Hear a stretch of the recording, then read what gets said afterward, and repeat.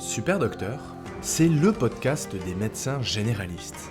Le podcast qui vous transmet les recommandations de bonnes pratiques et les résultats des grandes études qui vont changer vos habitudes. Super Docteur, c'est la découverte de méthodes de soins innovantes et des interviews de soignants inspirants qui boosteront votre motivation. Un contenu court et pratique chaque semaine pour tous les médecins. Bonjour à tous et bienvenue dans Super Docteur, et aujourd'hui, comme c'est le cas occasionnellement, je vais vous proposer un podcast solo et je souhaitais vous faire part de mon avancée dans le cursus que j'entreprends dans la médecine fonctionnelle auprès de l'Institute for Functional Medicine. Je fais cet épisode parce que j'ai beaucoup de questions, je sais que c'est un sujet qui vous intéresse, et lorsque je vous en ai parlé dans un épisode précédent, que je vous invite à écouter, ça doit être... il a dû paraître il y a à peu près un mois, c'était l'épisode le plus écouté, donc ça vous a vachement intéressé, vous êtes très sensible à la médecine fonctionnelle, et je suis juste super content que ça intéresse beaucoup de gens. J'ai aussi j'ai parlé avec plein de praticiens qui font des consultations de médecine fonctionnelle. Bon, c'est ma passion du moment, c'est vraiment hyper intéressant, je pense que c'est vraiment la médecine de demain. Et donc, je souhaitais vous faire partager mes apprentissages de ce premier module qui s'appelle Applying Functional Medicine in Clinical Practice. C'est le premier module des 7 de ma formation qui va durer à peu près 3-4 ans. C'est un module donc d'initiation, c'est un espèce de tronc commun de cette formation. D'abord, je voudrais vous spécifier la qualité de cette formation. Alors évidemment, je ne suis pas affilié, c'est un organisme américain, c'est l'organisme de référence pour apprendre la médecine fonctionnelle. Vous comprenez bien que j'ai pas de billes là-dedans. Mais quand on débute ou quand on entend parler de médecine fonctionnelle, on se dit mais si c'était vraiment si sérieux et impactant, ça aurait une application en pratique. Et donc on se dit qu'il y a un loup, on se dit que c'est pas documenté. En fait, des 30 heures que j'ai fait jusqu'à présent, tout est ultra documenté, tout est ultra sourcé.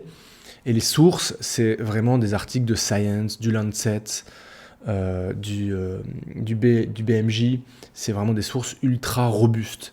Donc on va en parler, et c'est assez indiscutable et c'est assez bluffant que ça ne soit pas assez popularisé, je trouve.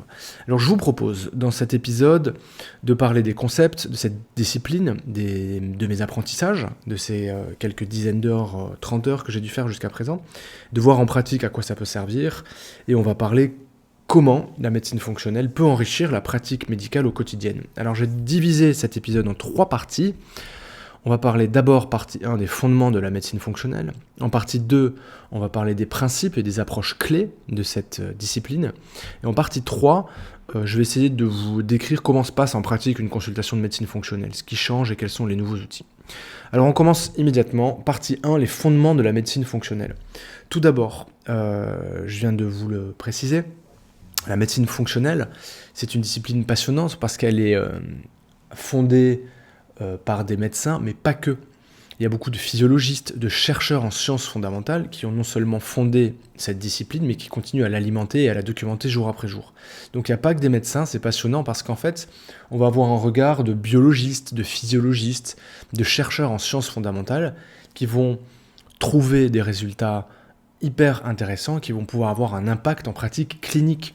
Alors qu'en médecine traditionnelle, vous savez bien que ces études-là, en fait, elles vont servir 10 ans après leur parution à élaborer un médicament pour un labo. Mais là, en fait, le but du jeu, c'est de comprendre le vivant pour trouver des interventions simples ou plus ou moins complexes à appliquer directement pour nos patients. Donc ces études fondamentales, c'est de la physiologie, c'est de la physiopathologie.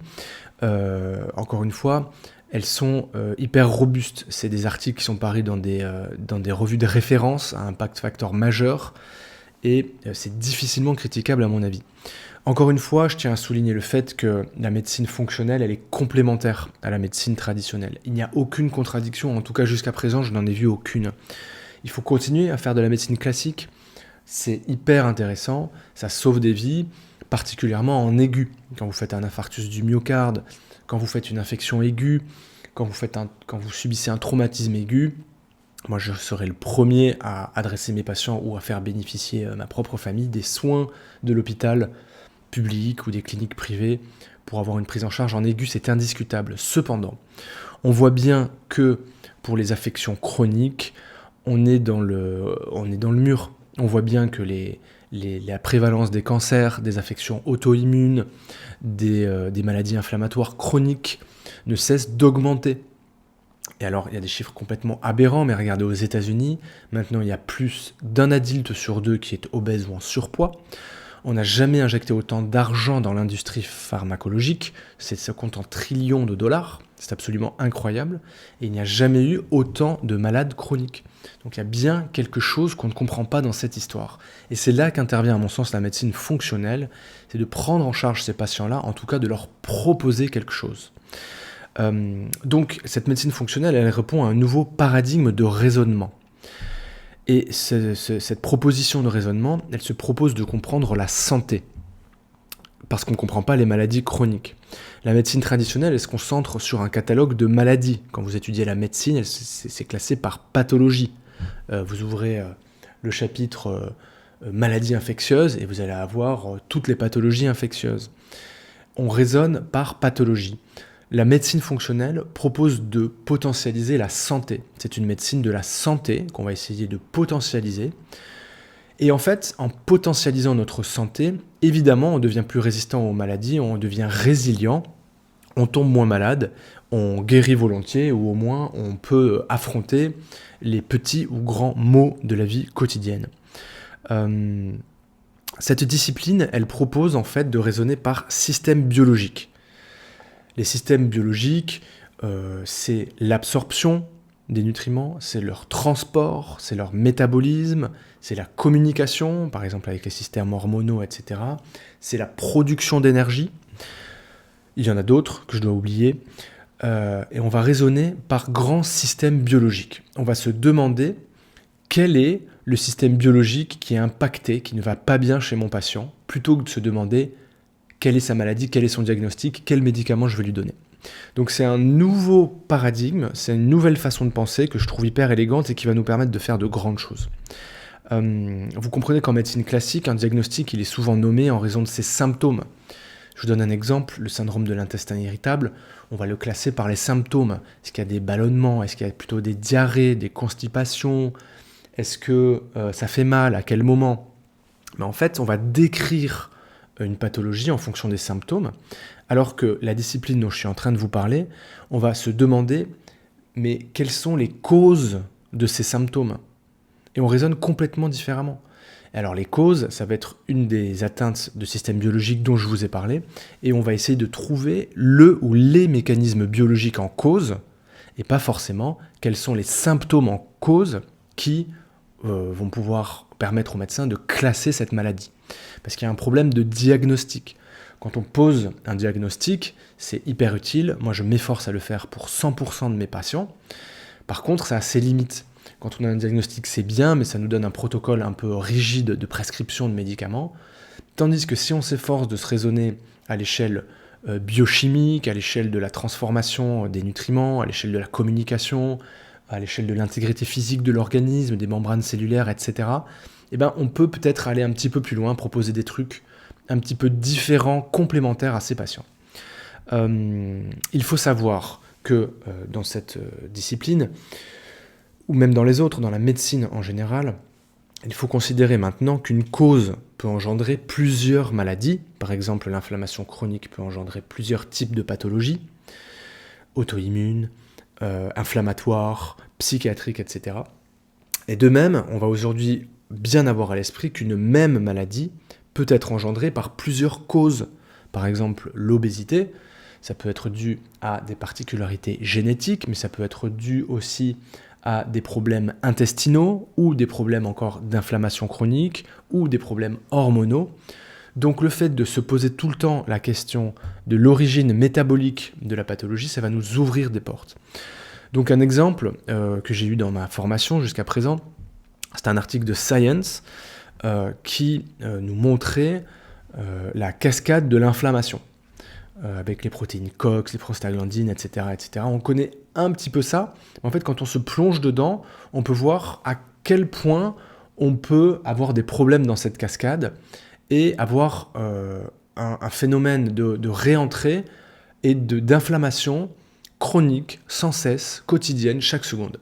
Et donc on va essayer de savoir plutôt de savoir quand est-ce qu'on va l'arrêter, on va essayer d'arrêter son initiation. Et donc dans cet article de Science, il montre bien que cette inflammation chronique, elle est pourvoyeur d'un signal biologique qui va être transmis dans l'organisme, à travers les membranes, parfois ça va aller dans le cytoplasme, dans le noyau des cellules, ça va être plus ou moins transcrit par des gènes plus ou moins différents, l'épigénétique va nous permettre de les réguler plus ou moins différemment. Et pour résumer cette inflammation chronique, cet article de Science nous indique que ça va être pourvoyeur d'affections psychiatriques, d'affections métaboliques, d'affections dysimmunitaires, etc. Et donc en fait, tout ça, ça se sait. Cet article, il est à peu près indiscutable, c'est de la science fondamentale, ça a été prouvé, ça a été relu par les pairs, ça a été approuvé. Donc maintenant, il faut bien en faire quelque chose. On voit bien que cette inflammation chronique, elle est nocive, elle est pourvoyeur de multiples affections. C'est justement le rôle de la médecine fonctionnelle d'essayer d'arrêter l'initiation de cette cascade. En regard, vous avez la médecine traditionnelle qui se propose, avec du kétoprophène, avec des anti-inflammatoires, de couper à un moment ces signaux biologiques. Mais à mon avis, il est beaucoup plus intéressant de se demander comment ne pas l'initier. C'est le but de cette discipline. Donc la médecine fonctionnelle, c'est un nouveau paradigme de raisonnement, mais aussi de prise en charge. On va se proposer de sortir de la tyrannie du diagnostic. Vous voyez tous les patients multisymptomatiques qui nous font confiance, qu'on suit au cabinet péniblement, qui ont des symptômes abdominaux mal étiquetés, qui ont des symptômes de fatigue chronique, des symptômes thymiques, etc. On s'efforce de leur coller un diagnostic, mais vous voyez bien que parfois on est quand même très très mauvais. Ça serait intéressant de savoir, moi je suis très curieux de savoir si vous avez des chiffres, combien de patients ça représente. J'ai l'impression que c'est une majorité de patients en médecine générale. Donc la médecine fonctionnelle, elle propose de prendre en charge ces patients qui ont des symptômes qu'on catalogue de fonctionnels, ces patients multisymptomatiques, ces patients qu'on a tendance à oublier, qu'on a tendance à mal soigner parce qu'en fait on ne les comprend pas. Et bien là, on va pouvoir au moins leur proposer des choses. Je ne dis pas qu'on va les guérir, mais on va les mettre à contribution, je vais vous expliquer comment. On va faire un partenariat avec eux, on va leur dire « Ok, maintenant je vais essayer avec vous de réfléchir un peu différemment, d'aller voir ailleurs et de trouver s'il n'y a pas des causes qu'on aurait un peu oubliées, qu'on aurait omis jusqu'à présent et d'essayer de travailler sur ces causes. » Et vous allez voir que ça va être un véritable partenariat parce que le patient va être mis à contribution, sinon ça ne marche pas. Le médecin aussi, évidemment. Mais on va pouvoir enfin proposer quelque chose pour des patients qui sont un peu laissés de côté. La médecine fonctionnelle, donc, ça propose d'identifier les dysfonctions biologiques et d'intervenir sur eux, évidemment. Parce que on considère que avant l'apparition des maladies, il y a des signaux faibles.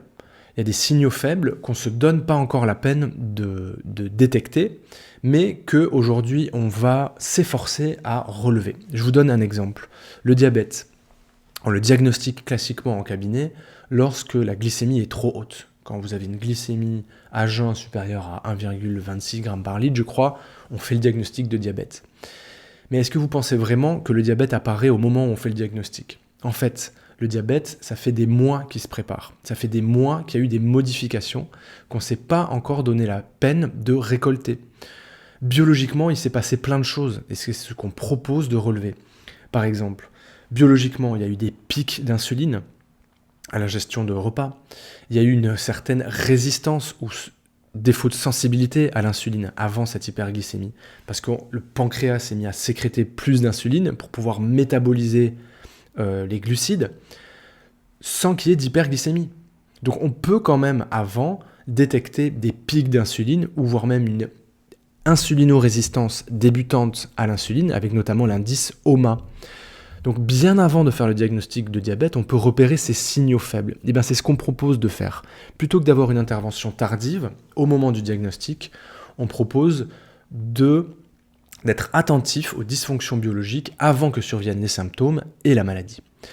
Les dysfonctions biologiques précèdent les symptômes et la maladie. Dans cette deuxième partie, je vous propose de voir plus en détail les principes et les approches clés de cette discipline.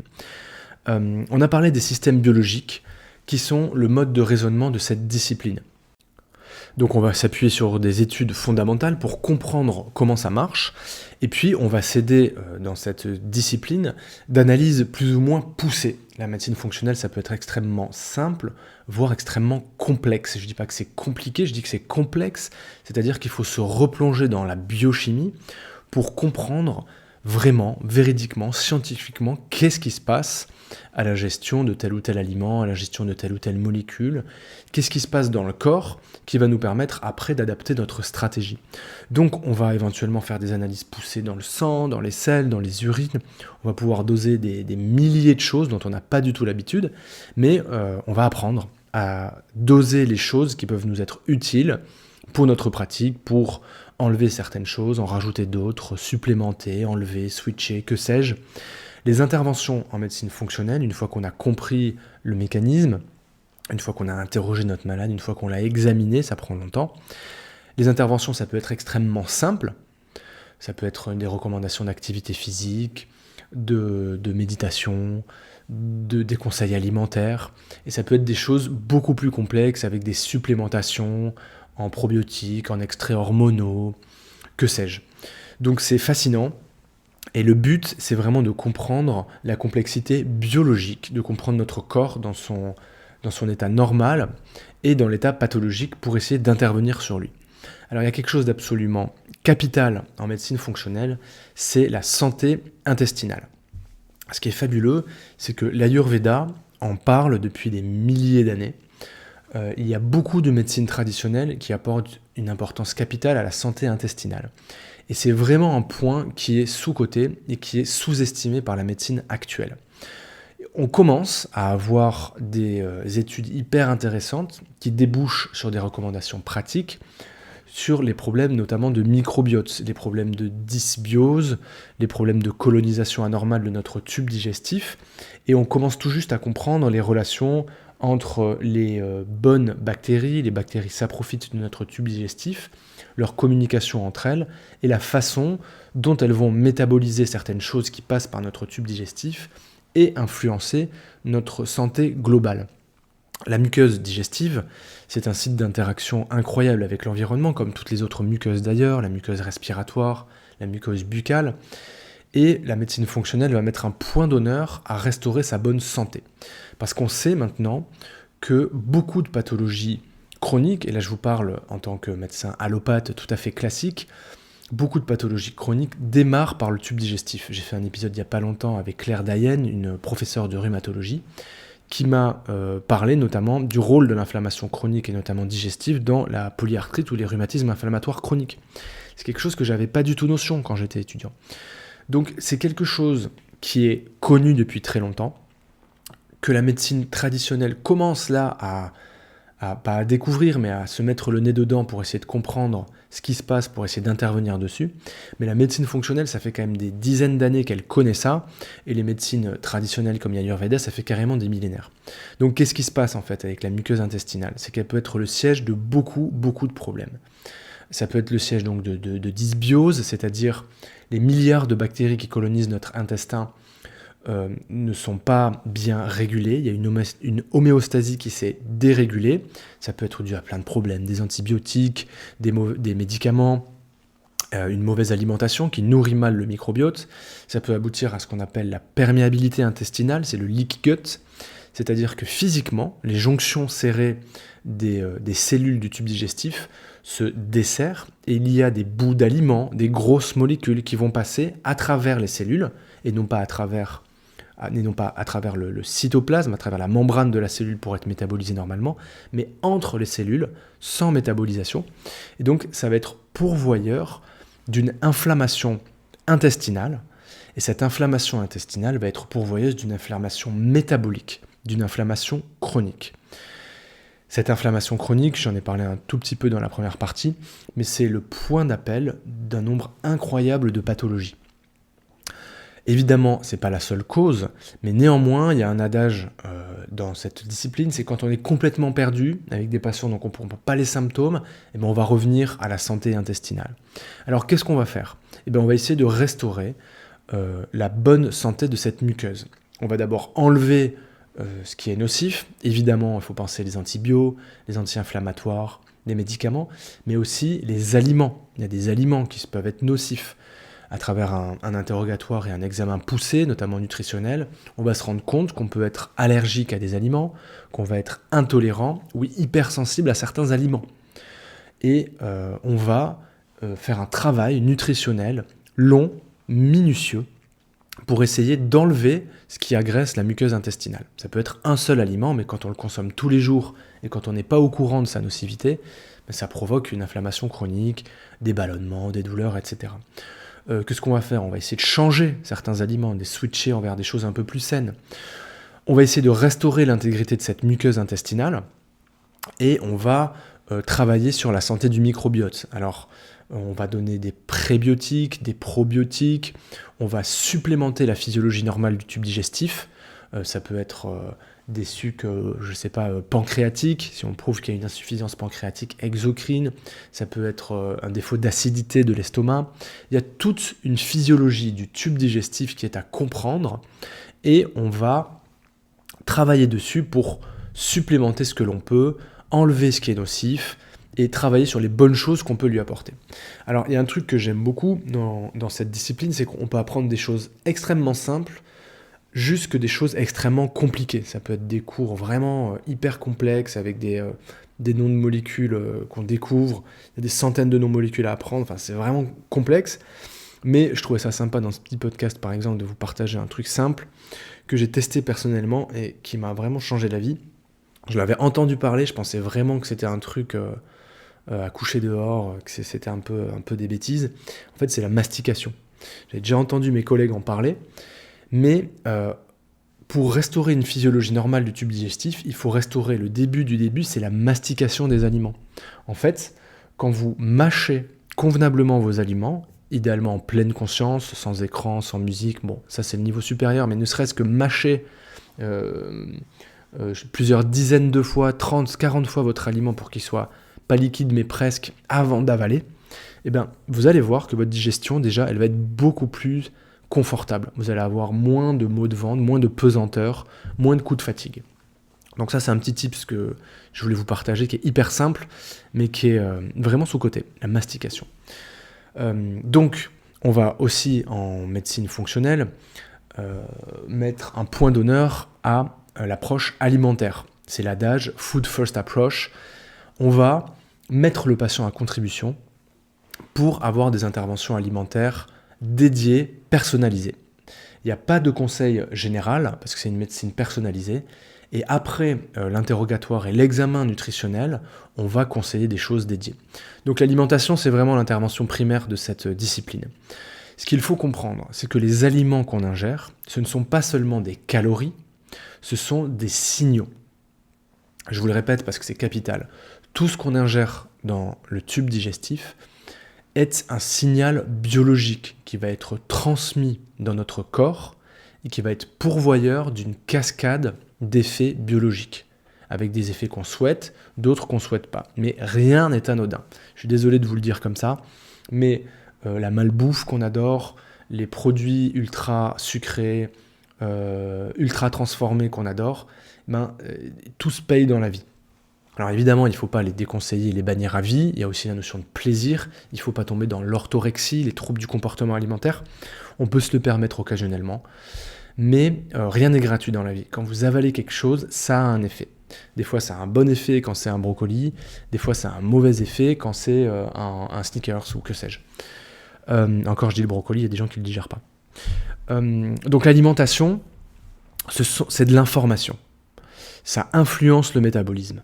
Et donc, ça va être la porte d'entrée pour que le patient participe à sa prise en charge et pour que le médecin ait une chimie à proposer. Donc, c'est une chimie qui a faible coût, quoique vous savez que ça coûte cher de bien manger, mais ça vaut le coup. Et c'est une chimie qui a des effets significatifs. Donc, je ne vais pas revenir sur les aliments à conseiller. Ça serait beaucoup, beaucoup trop long, et puis les cours sont très complexes. Mais ce qui est important, c'est que ces signaux, en fait, ce sont des molécules, et ça peut être un peu subtil. Par exemple, ça peut être un équilibre entre différentes molécules. Je vous donne un exemple, les oméga 6, les oméga 3. Ce qui est intéressant, c'est leur ratio. Le corps n'interprète pas oméga 6 et oméga 3 séparément, mais il interprète le ratio entre ces deux molécules. Et en fait, ce ratio a un impact biologique qui peut être pro- ou anti-inflammatoire. C'est une chimie qui est très complexe. Il y a aussi toute une notion de l'épigénétique, de la façon dont on va pouvoir, avec l'alimentation, réguler l'expression de nos gènes. Je ne sais pas si vous vous rendez compte, mais c'est absolument incroyable.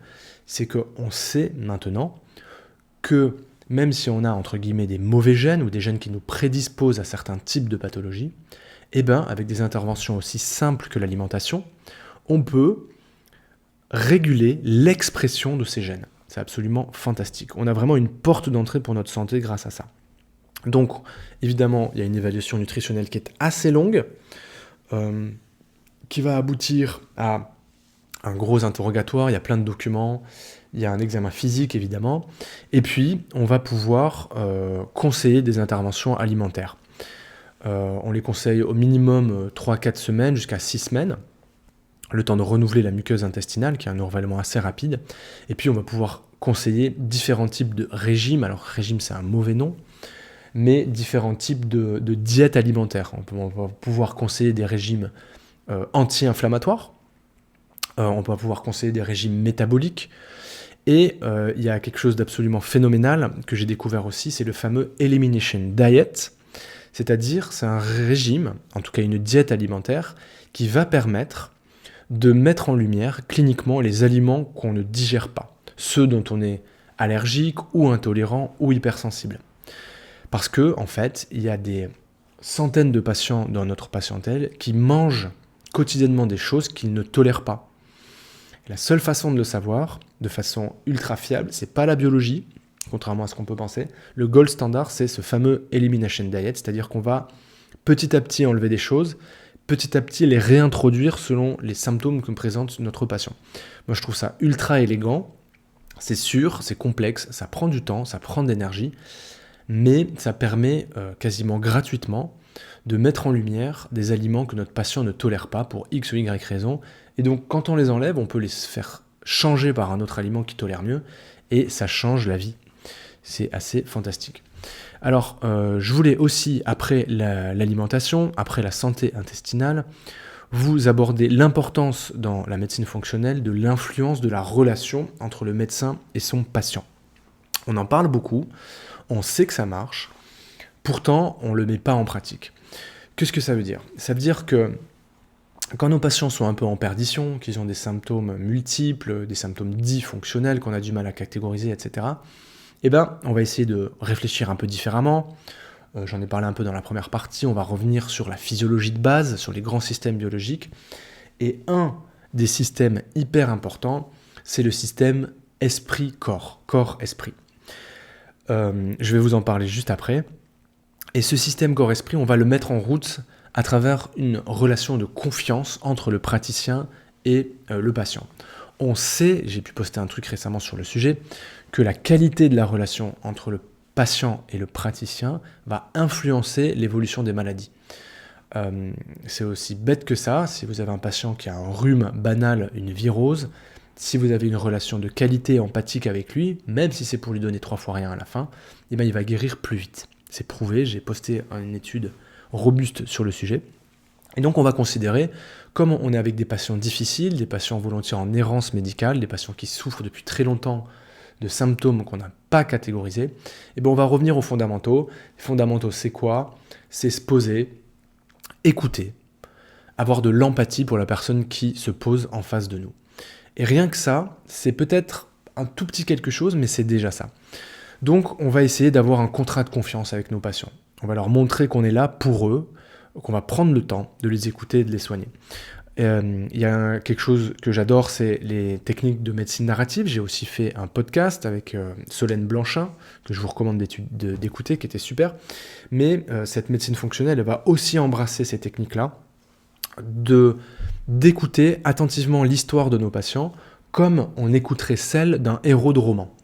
C'est-à-dire, on va essayer d'être attentif sur la façon dont il s'exprime, sur les mots qu'il emploie, sur les métaphores qu'il emploie, sur les silences qu'il impose, parce que ça dit des choses. On va essayer de comprendre l'histoire derrière l'histoire.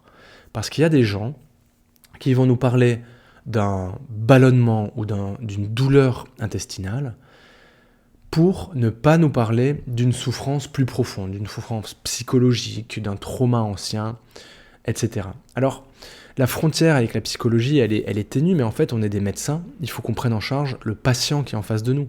On ne doit pas prendre en charge des maladies, mais on doit prendre en charge des humains, des patients. Et c'est à mon avis capital d'utiliser ces outils pour essayer de comprendre l'histoire derrière l'histoire. Et donc pour ça, il faut être attentif au discours des gens. Et donc dans mes cours de médecine fonctionnelle, la prof racontait par exemple qu'elle a passé une grande consultation avec une patiente qui avait des symptômes de fatigue, des symptômes de dépression latente, des douleurs articulaires et musculaires qui s'étaient fait balader entre différents rhumatos, entre différents internistes. Et en fait, elle raconte que la première consultation se passe, elle lui conseille des choses, ça va un petit peu mieux, mais c'est pas fou. Deuxième consultation, elle repasse 1 heure avec elle. En fait, troisième consultation, ça marche pas, ça évolue pas. Donc elle comprend pas, elle reprend le dossier, elle réécoute, etc. Et puis en fait, à la fin de cette troisième consultation, la dame s'en va et lui dit au fait, je voulais peut-être pas raconter, mais quand j'étais gamine, je souffrais de troubles obsessionnels compulsifs.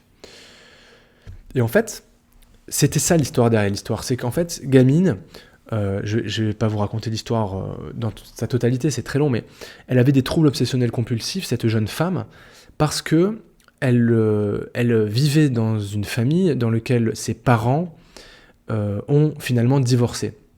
Donc il y avait des conflits familiaux à la maison. Et en fait, ce qui se passait dans sa tête, c'est qu'elle s'imaginait qu'en lavant compulsivement la maison, sa chambre, en rangeant ses affaires, etc., en lavant compulsivement ses affaires, elle pensait que ses parents n'allaient pas s'énerver, et donc ils allaient rester ensemble, ils n'allaient pas divorcer. Et ça, on ne peut le comprendre qu'en écoutant attentivement ce genre de patient. On peut passer complètement à côté, et en fait, c'est quelque chose qui est central, que la patiente n'a même pas voulu avouer, peut-être même qu'elle n'en avait pas conscience elle-même. Alors, ok, on n'est pas psychologue, on n'est pas psychiatre, mais encore faut-il utiliser certains de ces outils, à mon sens, pour bien soigner la personne qui est en face de nous. Ce qui est important aussi dans la médecine fonctionnelle, c'est que le médecin s'applique ses propres principes. On va appliquer tout ce qu'on a appris, et on va travailler notamment sur nos qualités humaines, sur l'empathie. Alors vous savez, il y a plein de choses là-dedans, il y a les exercices de visualisation, les exercices de méditation, et on va s'appliquer à soi-même les recettes qu'on prodigue à nos patients. Et donc pour finir cette deuxième partie, je voulais juste soulever un petit voile sur la relation entre le corps et l'esprit, parce qu'en médecine fonctionnelle, on considère que c'est capital. Je pense que tout le monde sait que c'est capital, mais encore que dans nos consultations de médecine générale classique, vous comprenez bien qu'on n'a pas trop le temps de se pencher sur la question.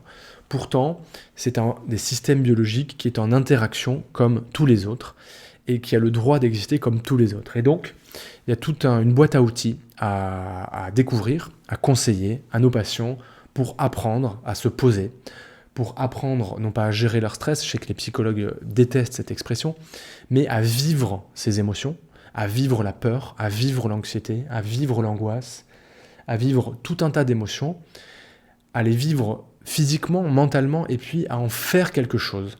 On va donner des outils pour apprendre à se servir de ces différentes interventions pour mieux vivre avec. Et ça, c'est capital, parce qu'on peut apprendre ça. Contrairement à ce que l'on dit, c'est pas parce qu'on est déprimé qu'on le sera toute notre vie, ou alors si on l'est toute notre vie, on peut apprendre à vivre avec, par exemple. Donc dans les 2 premières parties, je vous ai parlé des fondements de la médecine fonctionnelle, j'ai abordé les principes et les approches clés, et dans cette 3e et dernière partie, je voulais un truc un peu plus pratique, je voulais vous proposer de vous décrire comment se passait en pratique une consultation de médecine fonctionnelle. Quels sont les outils principaux ? Alors, allons-y. Les outils principaux, il y en a vraiment beaucoup. Il y a des centaines de documents qui sont fournis lors de la formation sur les données de l'interrogatoire, de l'examen physique, les hormones, les systèmes biologiques, etc. Mais pour revenir un petit peu à la base, je vais commencer à vous parler de la timeline. La timeline, c'est un document qui se remplit avec le patient lorsqu'il est en face de nous en consultation. Alors qu'est-ce que c'est ? C'est une feuille toute simple, c'est une photocopie qu'on pose devant, et en fait, Cette timeline, c'est en fait une frise de temps, j'imagine, la traduction. Ça va permettre de faire quelque chose qu'on ne fait pas en médecine traditionnelle, mais qui est d'une puissance folle, et je ne comprends pas pourquoi on ne le fait pas, enfin je sais parce que ça prend du temps, c'est qu'en fait, on va, sur cette feuille, remplir l'histoire de notre patient depuis sa naissance. Alors ça peut paraître dingue, mais en fait, on n'a jamais le temps de demander ce qui s'est passé dans la vie de nos patients. Ça serait vraiment beaucoup trop long. Mais sur cette feuille, vous avez à gauche la préconception, c'est-à-dire qu'est-ce qui s'est passé chez les parents de l'enfant, enfin de l'enfant, du patient en face de nous avant qu'il naisse, parce qu'il peut y avoir plein de problèmes en préconception. Juste après, à droite, il y a la naissance. Comment s'est passée la naissance? Ça peut paraître anecdotique, mais en fait, une naissance par césarienne, c'est pas pareil qu'une naissance à voix basse. Un problème médical à la naissance, c'est pas pareil qu'un accouchement sain. Et enfin, juste à droite, on va remplir de la naissance à l'âge actuel de notre patient tout ce qui s'est passé. Alors, ça peut paraître hyper fastidieux, en vrai, ça l'est un petit peu, mais on va remplir les étapes clés de la vie de notre patient.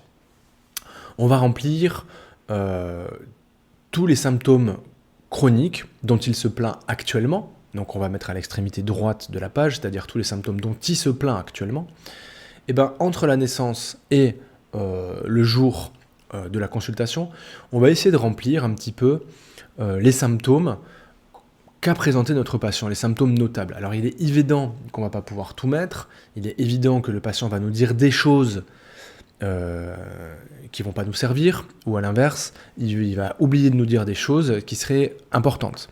Mais par exemple, chez un patient qui se présente pour des problèmes de peau, des problèmes d'eczéma par exemple, qui se fait balader par les dermatos, par les médecins internistes, qui a un eczéma que personne ne comprend, qu'on prescrit, qu'on soigne par des crèmes corticoïdes intermittentes depuis des années, et qui n'évoluent pas trop, eh ben, on va déjà lui poser une question simple.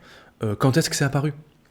Il va peut-être nous dire, c'est apparu à l'adolescence. Ok, comment c'est apparu? Dans quelles circonstances? Et donc on va se situer à l'adolescence. Hop, c'est apparu à l'adolescence. Et puis, comme ça, on va essayer de voir, depuis l'apparition des symptômes, comment ça a évolué, comment ça évolue, selon ce qu'il fait, selon ce qu'il mange, selon son stress, etc., etc. Et en fait, on va faire ça pour un petit peu tous les systèmes. Ça peut être pareil pour la thymie, chez quelqu'un qui se plaint d'une dépression, d'angoisse. Quand est-ce que ça a commencé? Ok, ça a commencé à tel âge, et depuis, comment ça évolue? Qu'est-ce qui change, etc. Et on va faire ça, comme ça, un petit peu pour tout. Donc ce qui est important à ce stade-là, c'est de prendre le temps, comme d'habitude, c'est de laisser le patient un petit peu dérouler, ce qu'il pense important, ce qu'il pense anecdotique. Et on va s'enquérir comme ça de sa timeline, c'est-à-dire sa frise de vie avec les symptômes depuis sa préconception. Ça peut paraître un peu incroyable, mais en vrai, c'est extrêmement puissant. On va évidemment remplir sur cette feuille les antécédents du patient, les traitements, et il y a quelque chose d'assez notable sur cette feuille, c'est qu'on va s'enquérir des ce qu'ils appellent les triggers et les médiateurs. Les triggers, c'est-à-dire, c'est les gâchettes, c'est-à-dire ce qui a déclenché les symptômes. Par exemple, il est possible que l'eczéma de votre patient, qu'on prend en charge par des crèmes corticoïdes depuis des dizaines d'années, il est démarré à l'adolescence lorsqu'il s'est mis à avoir une très mauvaise alimentation, à aller manger au McDo parce qu'il était étudiant ou il devait se débrouiller pour se faire à manger, où il a commencé à une période où ses parents sont séparés, que sais-je. Ça, c'est le trigger, c'est le point gâchette qui a fait apparaître ce symptôme. Donc, on va essayer de les préciser, ces triggers, pour les symptômes. Et puis, après, il y a une petite case où il faut renseigner ce qu'on appelle les médiateurs, c'est-à-dire ce qui potentialise ces symptômes. Les triggers, c'est ce qui les a fait apparaître, et les médiateurs, c'est ce qui les perpétue. Par exemple, chez quelqu'un qui a des problèmes de dermatite, des problèmes d'eczéma, ça peut être la consommation d'alcool, ça peut être le boulot, ça peut être la gestion du stress avec les enfants, etc., etc. Et comme ça, on aura sur une même feuille les grands symptomatologies chroniques de nos patients, leur date de départ, dans quelles circonstances ils sont apparus et qu'est-ce qui les potentialise. Et en fait, cet outil va être extrêmement puissant pour travailler dessus parce que vous avez compris que maintenant, on va pouvoir travailler sur les médiateurs et on va pouvoir avec lui peut-être avoir une discussion un petit peu plus psychologique sur leur apparition et peut-être conseiller telle ou telle intervention avec un collègue psychologue s'il y a besoin. Donc la timeline, c'est vraiment un outil extrêmement puissant et il y a une question quand même dingue, c'est de poser à ce genre de patients qui sont multisymptomatiques, qui sont un peu en errance, quand est-ce que vous vous êtes senti bien pour la dernière fois ? Je ne sais pas si vous faites ça en consultation, mais cette question, elle est redoutable. Quand est-ce que vous êtes-vous senti bien pour la dernière fois ? Parce que ça peut remonter à 15 ans, 20 ans, parfois plus, parfois moins, mais on va pouvoir mettre le doigt, grâce à cet outil, sur une période qui était mieux. Et on va pouvoir identifier la transition qui a un petit peu accéléré les choses. Alors, c'est pas forcément la cause, c'est pas l'alpha et l'oméga, mais ça peut permettre de soulever des choses importantes dans l'accompagnement, voire la guérison de nos patients. Donc, la timeline avec les antécédents, des déclencheurs, des médiateurs. Une fois qu'on a rempli cette timeline, on passe à un autre document hyper important qu'on appelle la matrice. On le pose juste à côté de la timeline et en fait, sur cette matrice, il y a les fameux systèmes biologiques dont je vous parlais, sur lesquels on va raisonner. Donc je vais vous les décrire. C'est en 1, l'assimilation, en 2, la défense et la réparation, tout ce qui est système immunitaire, etc. En 3, c'est la production d'énergie. En 4, c'est la biotransformation, le métabolisme et l'élimination des toxiques. En 5, c'est le transport. En 6, c'est la communication. En 7, c'est l'intégralité structurelle, histologique et anatomique du corps. Donc il y a 7 systèmes biologiques qui entourent un système corps-esprit de mental, émotionnel, spirituel, qui est au milieu de tout ça. Et en fait, on va mettre ces systèmes biologiques, ils sont déjà écrits sur cette matrice, et le but du jeu, ça va être de reconnaître, après l'interrogatoire, après l'examen physique, après avoir rempli la fameuse timeline de notre patient, quels défauts ces systèmes biologiques ont-ils ? De quoi sont-ils atteints ? Parce qu'il y a forcément des problèmes là-dedans. Donc on ne va pas raisonner par pathologie, on ne va pas raisonner en se disant « Ah ok, il se plaint de douleurs abdos, donc son diagnostic c'est un syndrome de l'intestin irritable, parce qu'il remplit les critères, et donc je vais lui prescrire tel médicament, et faire ceci ou faire cela. » Non, on va raisonner différemment, parce que là on fait de la médecine fonctionnelle, ou de l'approche fonctionnelle pour la médecine.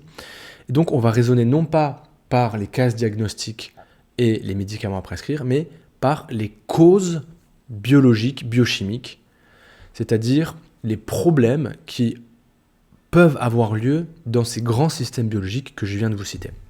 Et donc on va remplir ça, parce que le problème d'eczéma, ça peut être dû à un problème d'assimilation.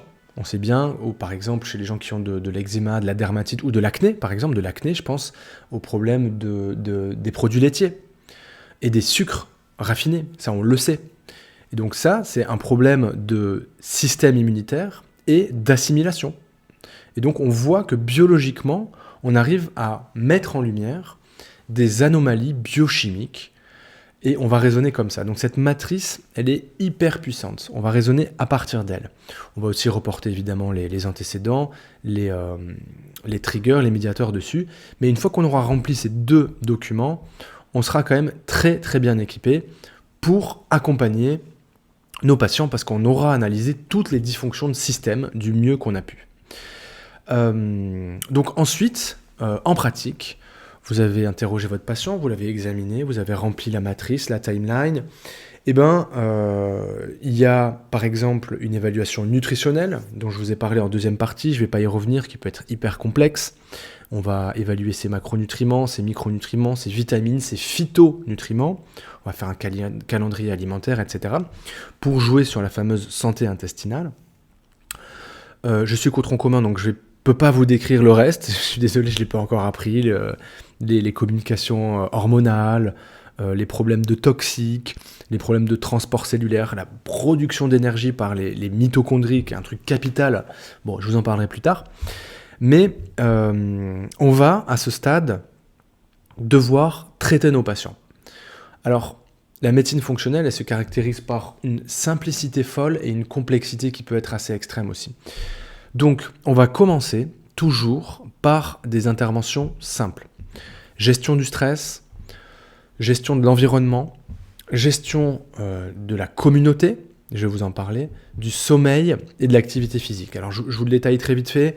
Gestion du stress, ça c'est hyper puissant. Vous pensez bien que tous nos patients qui sont sur le feu du matin au soir à cause de la famille, à cause du boulot, à cause des factures ou que sais-je, il y a toujours quelque chose à faire.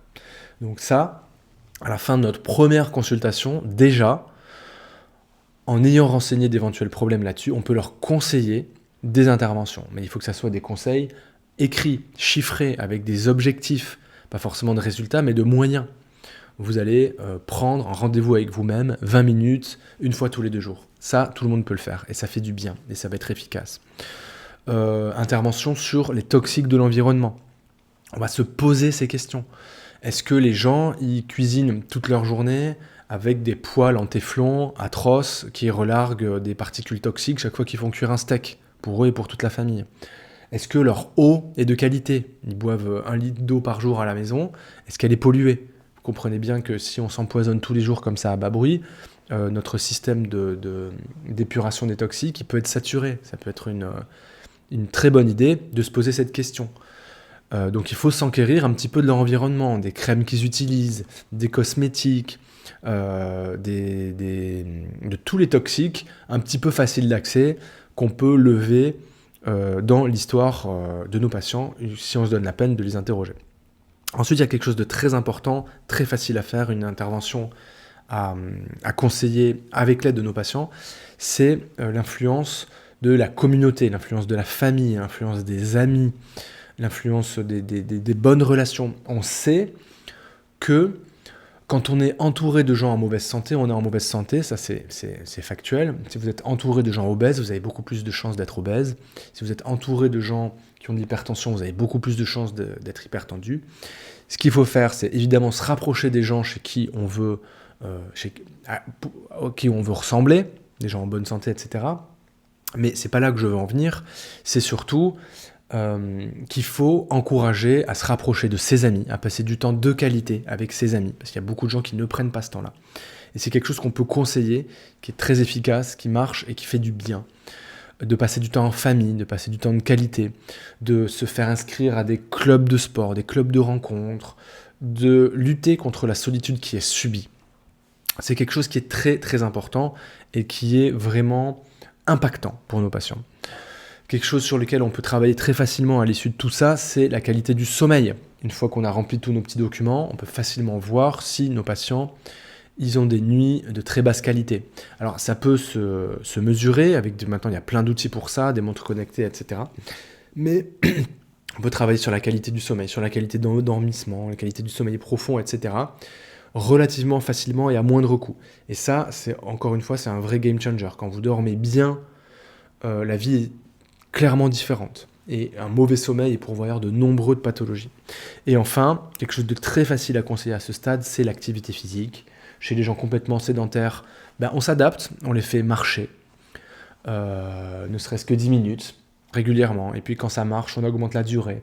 Puis chez les gens un petit peu moins sédentaires, on adapte, on les fait carrément faire un petit footing, quelque chose d'un petit peu plus cardio, d'un petit peu plus endurant. Donc ça, c'est vraiment la base. Une fois qu'on a rempli notre consultation, qu'on a rempli nos documents, qu'on a fait notre interrogatoire alimentaire, on va essayer d'impacter très rapidement nos patients avec la gestion du stress, la gestion de l'environnement des toxiques, l'influence de la communauté, de la famille, etc., des amis, l'influence du sommeil, de l'activité physique. Ça mange pas de pain et c'est quelque chose qui est très très très impactant. Ensuite, évidemment, on va cibler spécifiquement notre action sur les dysfonctions biologiques dont je vous ai parlé. Alors, je ne veux pas, à ce stade, faire quelque chose de trop complexe. Je ne veux pas vous parler de supplémentation hormonale, de probiotiques, de prébiotiques, d'impact comme ça trop technique à ce stade. Mais évidemment, on va être amené à faire des analyses biologiques, parfois complexes, peut-être des analyses de sel, des analyses d'urine, avoir une activité beaucoup plus précise pour avoir un diagnostic beaucoup plus précis et recommander des choses un petit peu plus techniques. Je vais m'arrêter là parce que ça va pas être très intéressant. J'ai pas envie de rentrer trop dans la technique, de faire trop en cours. Surtout que là, vous l'avez compris, je suis pas à ce niveau. Donc pour conclure, je tenais à vous rappeler que la médecine fonctionnelle, c'est passionnant, ça complète la médecine classique, ça permet une meilleure compréhension des causes fonctionnelles et systémiques. Ça permet de détecter les signaux faibles. Ça permet d'anticiper la survenue non seulement des maladies, mais des symptômes en prêtant attention à la santé globale, la santé biologique, et en essayant de mettre en lumière les premières dysfonctions qui amèneront quelque temps plus tard à de véritables maladies. L'alimentation et la santé intestinale sont des interventions préventives clés, on en a parlé. Et ce qui est extraordinaire, c'est de faire collaborer la médecine fonctionnelle et la médecine classique, parce que vous avez compris que la médecine fonctionnelle, c'est long. C'est parfois prendre en charge des patients au dossier médical ultra lourd et complexe, et je suis tout à fait conscient qu'un médecin généraliste ne peut pas prendre ce temps de l'approche fonctionnelle pour tous ces patients. C'est évidemment impossible. Il faut avoir, à mon avis, une activité dédiée à cela, et bien choisir ses patients. J'espère que ça vous a plu. Je vais documenter régulièrement mes apprentissages. Je vous invite, si vraiment vous avez appris des trucs, si ça vous a plu, à me faire signe, peut-être à commenter ce podcast. Vous pouvez en parler autour de vous, vous pouvez me mettre une note de 5 étoiles, moi ça m'aide beaucoup pour le référencement. Et quand c'est bien référencé, c'est mieux écouté. Et quand c'est mieux écouté, on partage ces belles choses tous ensemble. Et je vous encourage à poursuivre votre réflexion sur la médecine fonctionnelle, à explorer les pistes qui vous inspirent dans notre métier de la médecine pour toujours mieux soigner nos patients. À bientôt.